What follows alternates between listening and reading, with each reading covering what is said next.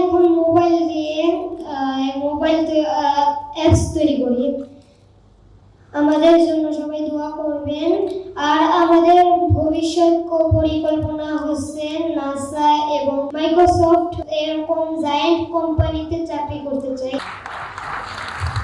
বাংলাদেশ প্রতি আমরা এই কোম্পানিগুলোতে চাকরি করে বাংলাদেশের মুখ উজ্জ্বল করতে চাই। আমাদের পাশে যদি তারেক রহমান বা এই বাংলাদেশের মন্ত্রী পাশে দাঁড়ায় তাহলে আমরা আরো ভালো কিছু করতে পারবো। তোমার এই যে মা, তোমার বাবা এবং তোমাদের টিভির সেই নিউজ আমি দেখেছি, তোমরা যে মানে মাইক্রোসফট থেকে শুরু করে নাসায় যে তোমাদের যে কাজ করার যে স্বপ্ন, আল্লাহ যাতে সেটা কবুল করে।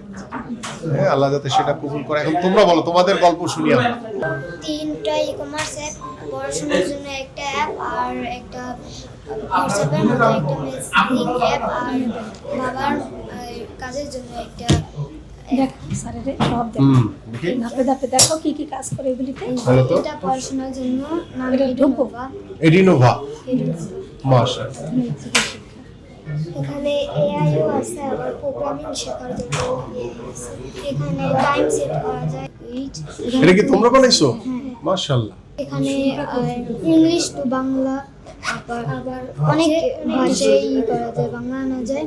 তারপর এআই আছে, নোটস, তারপর এআই এখানে পড়াশোনা, মানে এটা একটা পড়াশোনার জন্য পুরো একটা মানে সিলেবাস আর কি।